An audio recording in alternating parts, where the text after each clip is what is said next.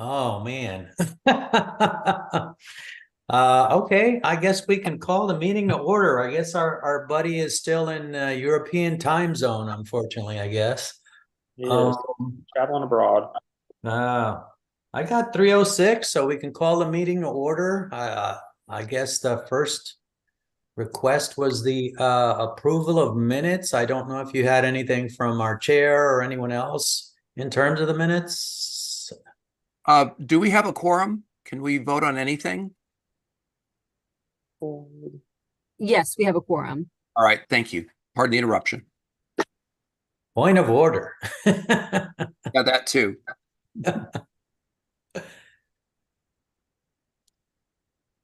So I guess hearing none, do we have a motion? Someone's joining.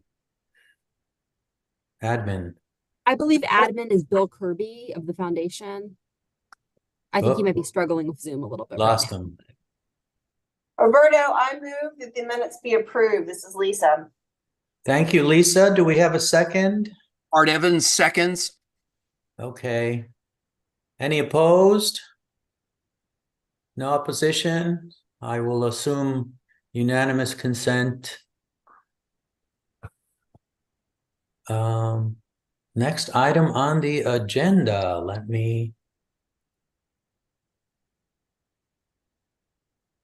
I'm gonna have to go split screen here. Topics from the last meeting. Boom, boom, boom. Okay, well, Jonathan, can you?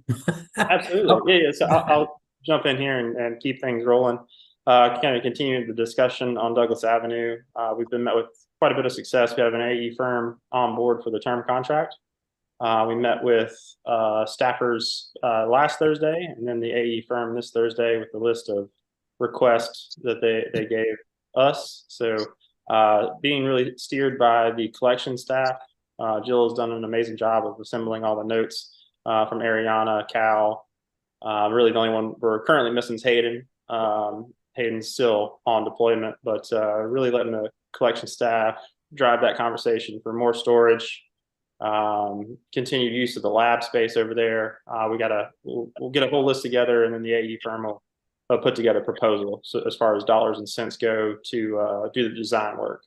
Part of that is the list. As you know, the term contract would be a list of things in kind of order of what we need to do first. So electrical, plumbing, HVAC, and then we'll go through the need to haves, and then we'll jump into the want to haves. Happy to have any kind of input on that process as it kind of moves along. Still at the early stages just now. So, but going to that term contract's really sped things up. I hope to have architectural drawings July, and then going into the fall and potentially getting it bid out with construction to start in the spring. So, Very exciting.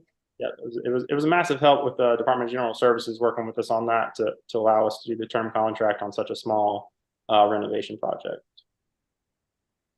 Then kind of the next item will be the DEA and I follow up.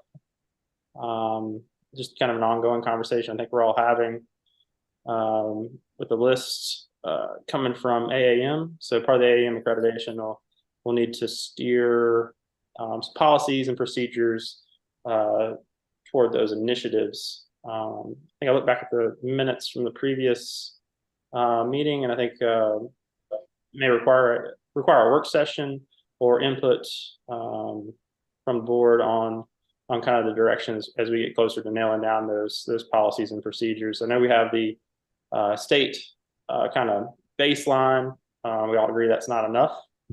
So we want to expand on that and work to close the gaps that we see. That we come up the gaps that we come up with as part of the conversation over the next 5 years and the next part of the strategic plan. Any questions or comments on that? That was kind of open discussion last time. I think the only placeholder I remember was somewhere along the way we had chatted about looking at potentially expanding. How could we do something along the lines of internships, and it involved maybe pinging the the foundation or looking for other potential revenue sources to have paid internships for folks. So I just bring that up as a placeholder that I know was in there somewhere. We are working on that. Mary Zell, I see you nodding over there. If you maybe can take the wheel on this. Sure. So last year, the foundation funded one intern with a diversity focus. And for this upcoming summer, the foundation is again committed to fund at least one intern. And in addition to that, Ryan, who was unable to make it today, is in the process of submitting an application through a Smithsonian internship program where Smithsonian provides funding for the intern who would work at our institution. So we've applied to participate in that program. We'll hear back from that in about a month or so. So if we're accepted to that, then we'd be able to fund interns through that project and hopefully fund an additional intern as well. Nice job finding additional resources for that. Ryan gets all the credit for that. That's great. I know that Excellent. the museum is helping with bringing in Dr. Michael Blakey. He's coming here on, actually, he lands Sunday and talks Monday. And his whole talk is about science and racism. So, so that's something that should be touted in any kind of report that you're putting out, that you're one of the sponsors of that talk. If anybody wants to come, you're welcome. It'll be in Colgate at 7. Will this internship be opened up to the state of Virginia or nationwide? Anyone is welcome to apply to the program. The challenge is if the museum is just funding it, we will not have any additional funding to offer housing assistance. So it may be more challenging for students to come in nationwide. However, we're happy to, so if students are able to work out their own housing, we'd be able to support them. Okay, just wondering. This is Barbara with Eastman. Hey, Barbara. Thank you, Barbara. Thank you. And I think we come up with the initiative on our end and push it over to the Smithsonian, and they filled the applicants, do the interview process, and then I think we get a kind of interview at the tail end to make sure it's a good fit, and then before we decide to move forward with it. So it's kind of, we push information to them, and they do the search with the parameters we kind of set, which housing will be noted on that. Okay, thank you. Mm-hmm.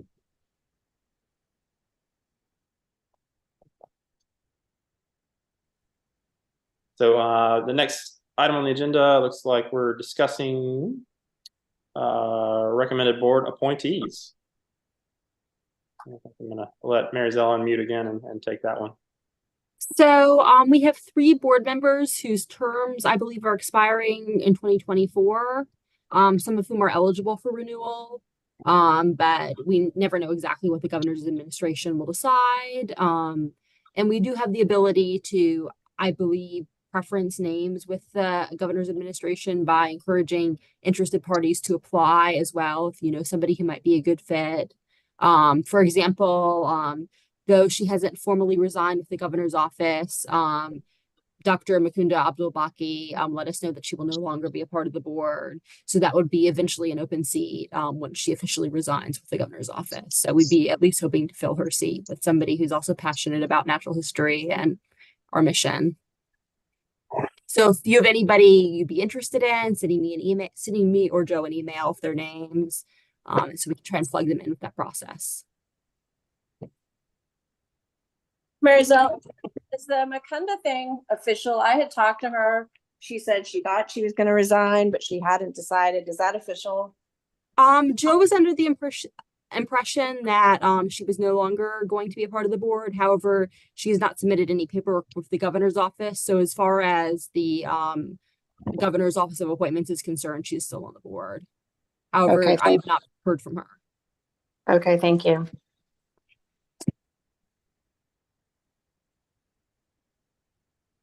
Thank you, Mary Zell. So I guess you guys hear that. If you got anybody that you know that's interested, I think Mukunda actually did us the favor of suggesting a few people that she had in mind. Of course, we're still waiting on her. There's some paperwork she does need to push the governor's office to make that resignation official. So once we get those in, then we can start the process of taking those suggested members and vetting them through the governor's office.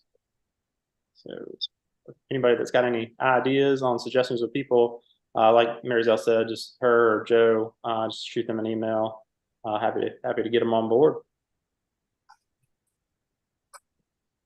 Yeah, my only suggestion likewise would be if there's candidates that haven't turned out that Joe and the executive committee feel would be good to try to retain. It couldn't hurt to send a note to the appointments director and secretary, because I know for a fact that unlike past years, I've seen people who still had some time left on their appointment tenure, but were not reappointed. So I'll just leave it at that. We will send out reminders for sure. All right. Jumping on to next on the agenda here. So addressing the Starling Avenue building limitations. So I think this is a larger topic for the strategic plan over the next 10 years. With big projects like Waynesboro going on, I think looking back toward ourselves and looking at the limitations on storage, I think with the Douglas Avenue coming online might be a Band-Aid for a bullet wound. I don't know, maybe Art can speak to that. I think he's got has the ear of the curatorial staff as far as what the feeling is for space needs. I know speaking with them, the immediate needs might be satisfied with Douglas renovation, but looking forward down the line, in addition to the square footage at Starling, it's probably going to be a necessity. Yeah, is my understanding, and I haven't had any discussion since before the last strategic planning committee meeting last October, is that there's really limited capacity available at Starling, and it's still up for discussion exactly what that space is going to be used for. Certainly for in part for collections, but it's still viewed as a space where it would be collections that aren't being actively used or for temporary storage. And then, of course, there's other interest in using that space too as possible living spaces or office space for visiting scientists, interns. There's still a lot of things that have been discussed, but nothing's been decided there yet. But I think that the main interest was looking at how do we expand the Starling Avenue facility footprint to accommodate collections for the next 25 years, or whether the YMCA building is an option at all on many levels. So all those things are bandied about, but everything's so preliminary that nothing's been decided. Yeah, I think that lends itself to that 5-year plan. We don't know currently what's going to happen with the YMCA. I think that's a good point. That would be instant, just like the lot just left of the facility, Yeah. Additional square footage and what we can do with that.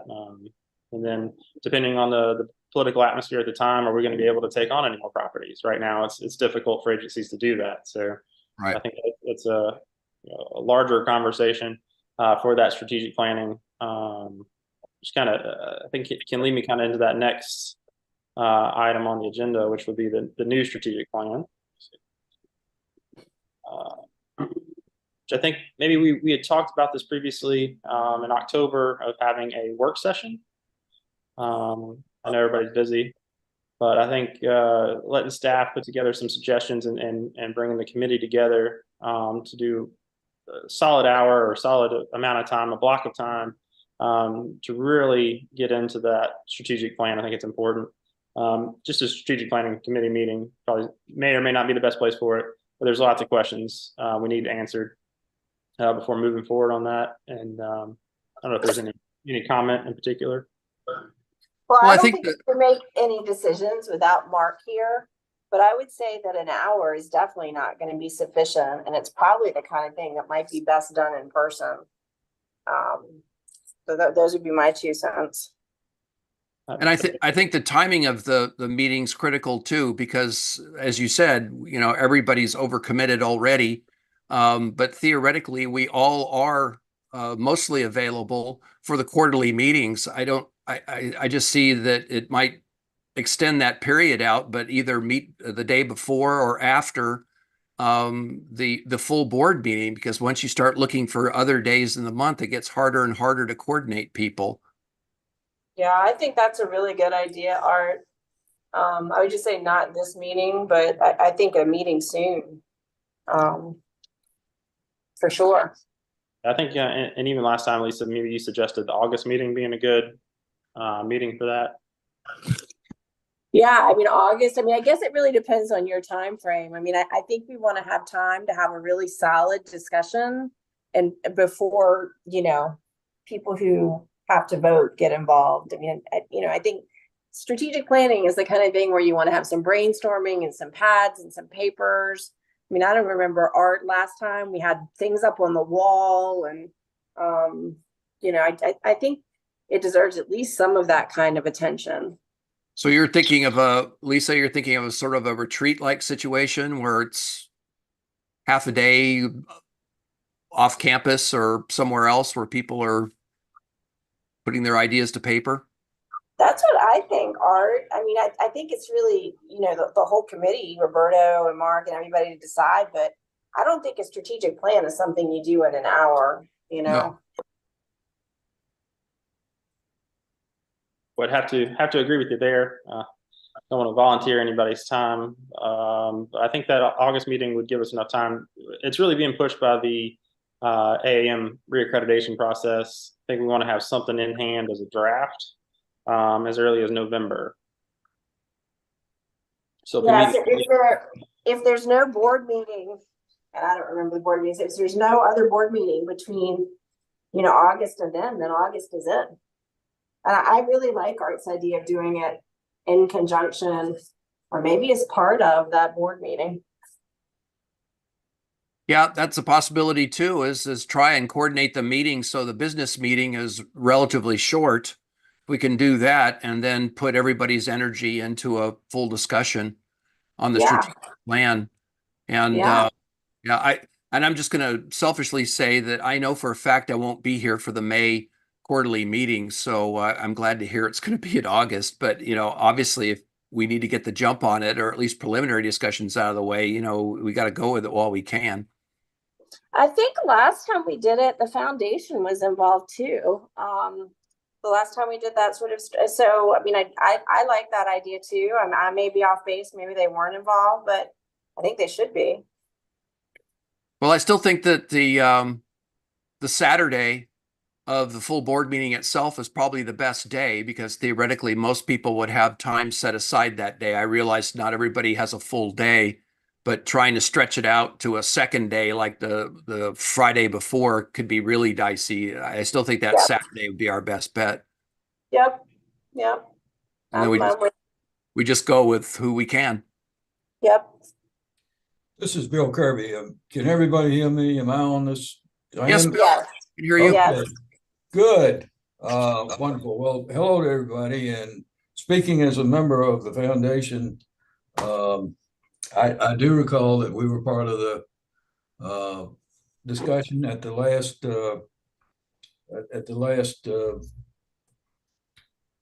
meeting for strategic planning. I'm not sure that's a good thing. Perhaps to make it smaller. Maybe a committee from the facility, from the foundation, as opposed to the whole foundation. Yeah, I think that'd be up to you guys what you want to do. I'll bring it up.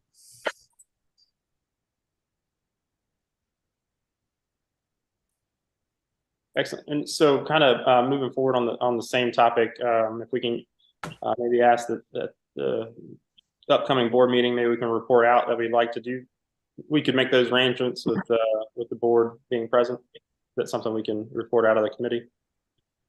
And are we and target our initial effort in August or at the August meeting? If you guys are in agreement with that, I think that'd be what we do. I think that's our best bet at the moment. I mean, if somebody has a better idea between now and then, by all means. No, I like it. I will not be at the May meeting either. We also lose Ryan at the May meeting. He's got graduation, so. Also DB. So May's a tough time for everybody. All right, so maybe we might want to look at that May one. I mean, if multiple people can't be there, maybe we have a problem. I don't know. that is a problem larger than me to solve. I do believe with the low attendance, maybe we should definitely look at it for sure, Lisa. Yeah. And related to reporting out at the meeting in terms of updating the full board on this potential planning session in August, I do need someone to volunteer at the full board meeting to update the full board, whether that might be Roberto as past chair of the committee or and if anyone else wants to volunteer as well. Mark won't be back, I guess. I believe Mark is landing back from Germany the day before the board meeting, and it's unclear if he'll be able to quite make it in time. Well, the It's airport's cutting not it really that far. close. Airport's not that far from Martinsville. Just hop in a plane and go. Or it's all very doable. Don't see the issue. Yeah, it sounds like we may need to look, I mean, maybe poll the board and see if moving it a week or two or something, because if there's that many people already, key players won't be there. Well, we're talking about 3 so far out of how many? So let's not throw in the towel yet. We still have next weekend's board meeting to worry about too. So we're And do that. and we I can. think that. Yeah, sorry. Go ahead, Art. I was going to say we could certainly take a quick poll then to see who's planning on being there, and then if it's pretty clear that it's going to be an exercise in futility, make a decision. But other than that, you should always go with who you have. Mary Zell, I think you were trying to find somebody for this coming weekend for the I meeting. was. Thank you, Yeah. Lisa. Yeah, so Roberto, I think it would be you unless you don't want to do it to report out on this meeting. I guess I can do it. It would be good maybe to have a backup just in case, because I've been having a car problem that was supposed to be solved today, and I haven't heard from the mechanic. So I was assuming I would be where I was going to be. So I'll say yes, and hopefully we can have a backup. But at this point, yes, I'll raise my hand. I'll be there. Art, will you be there? Yeah, I plan to be there, Yeah, so Art and I can be the backup. but I Okay, also perfect. have research and collections to deal with, so I'm well aware of my limitations. I can do it if Roberto can't do it. Yeah, no, we should be okay. I mean, we're usually, I mean, you've heard me before. I try to be kind of fast, so.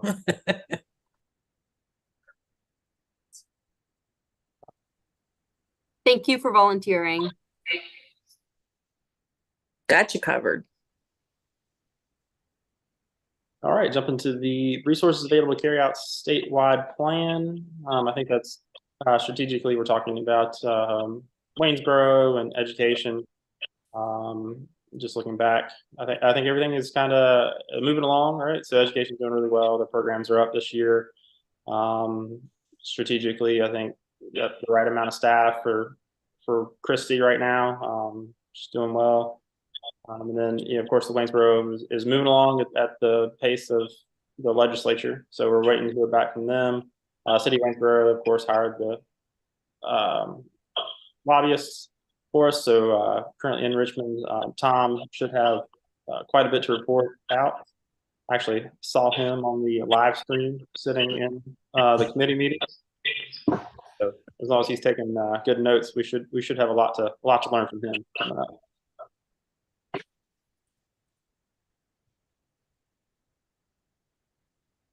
Was there just any kind of news on the whole budget dance, or we're still kind of waiting to see what happens? So we do have amendments in. So Chris Head, so Senator Head, Ellen Campbell both are supporting us with amendments to the governor's bill. Typically how it goes. They plan to run through all the budget amendments on February 18th. I think that's the tentative schedule.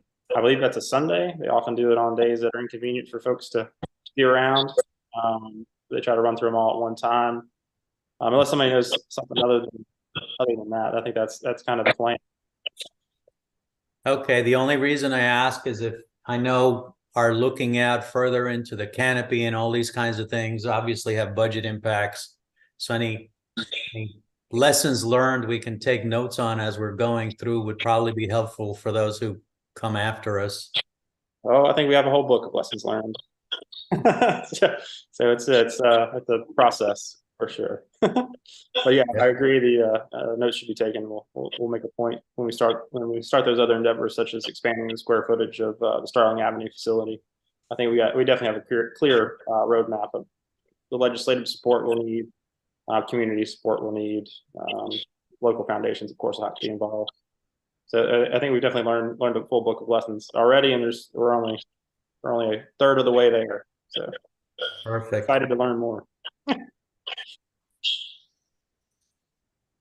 All right, jumping on down, open discussion. AAM reaccreditations on the list. I think once again, I'm gonna let they'll take the steering wheel here and drive us forward through where we kind of stand on things, how things are going. So as of this past week, Joe sent out a rough calendar for the reaccreditation process to the reaccreditation committee. And Roberto, feel free to jump in as you wish as the reaccreditation committee chair. But the current goals for this winter are internally really making sure staff accumulate all the documents we need as part of the process and updating a lot of policies and procedures. AAM looks for you to have like your various policies ranging from like conflict of interest to other like security policies up to date, and just some of our policies at VMNH haven't changed much, so they haven't been updated in 10 years, but we're looking to review those and make sure everything is as up to date as AAM is looking for. And then moving forward into the spring, the AAM reaccreditation committee will be getting those documents to be able to review them and really make sure staff is checking the boxes on what AAM is looking for.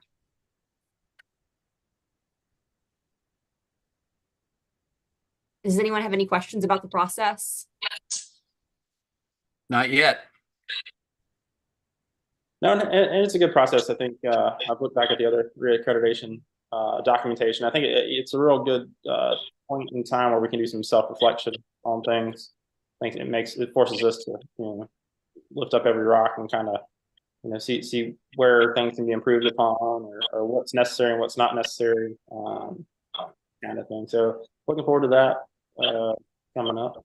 So I do have one comment. It's not really about accreditation, it's about the policies. It seems to me that even outside the accreditation process, we should probably look at our policies more than once every 10 years. I mean, I don't know, once every 5 years, once every 4 years. It's just that 10 years is a long time to not look at something.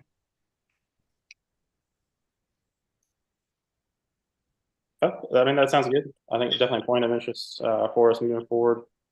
I don't know how we make that happen. I don't know. Yeah, I was thinking. Well, you can make it part of the strategic plan.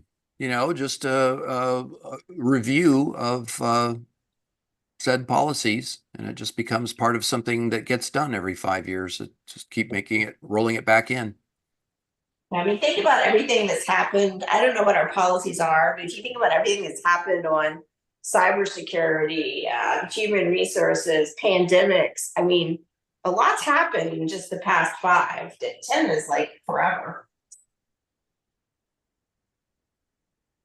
Yeah, I think looking everything from the code of ethics the whole way down, I think part of the strategic planning process could be utilized there. Yep, good. Well, the collections policy certainly got a thorough going over for this process, so there's no reason why that can't be part of the mix too every 5 years. Good. I don't know. I think reaccreditation is going to happen every 5 years now, Marysville. I think we got to pass. We did so well on that one 10 years ago. I think when they change their policy, we got to get caught that loophole and or move forward another 5 years. So this will be the longest gap between reviewing everything we've had, I think. We were grandfathered into the old reaccreditation process because we were reaccredited the same year they were reviewing the process. So this lengthy gap won't be happening again. Next time we're accredited, it will be much sooner than this. I think a long way of answering that question would be a good point to look at policies during the process. Yeah, where's the magic point? Maybe we can lay out the calendar and, you know, what's the accreditation calendar? What's the 5-year plan calendar? And somewhere in the middle, make a policy that says we need to look at the policies so that we're not like doing everything all at once and overburdening ourselves and staff. I mean, if it's in the midpoint, we're having a midpoint check-in anyway, that'd probably be a good task to add to that so that we're not overloading everybody at the same time. I don't know, that's just a thought. It's a good thought. I think it's a great point. To see so many people jump on it, I think it's certainly a great point. Yeah, I think luckily with the way this is such a big process, it's a lighter load for the committee in that it's a whole process and there's all kinds of templates. So we come in toward the tail end to just kind of make sure the icing on the cake looks good. So it's an easier, the staff definitely has the big carry. The committee has kind of tail end oversight and insurance. So it's nicely laid out.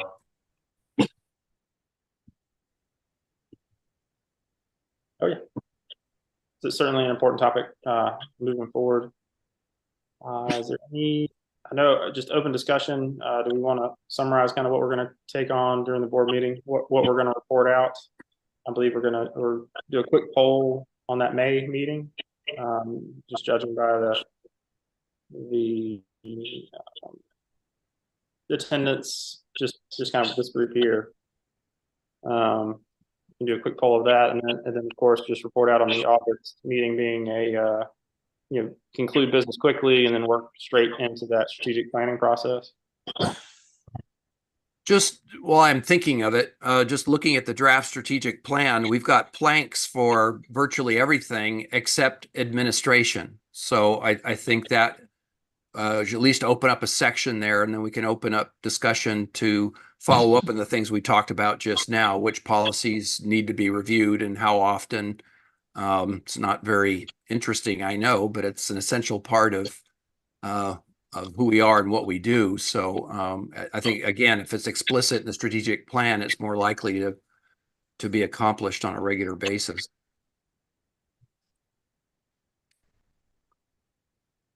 Fantastic. Anybody have anything for the good of the group? In terms of one closing comment, Joe would like to share with you all that he was sick, unfortunately, today, which is why Jonathan and I are leading this meeting. And he is more than happy to take individual calls from anyone on the committee at any point this upcoming week before the board meeting about any strategic planning related concerns. Tell him we hope he feels better. Yeah, that last point on the strategic plan, I don't know. I'm a little worried about that one. We'll pass the message along. Just kidding. We all get there. I don't have anything to add, but that's just me. Nope, I'm good.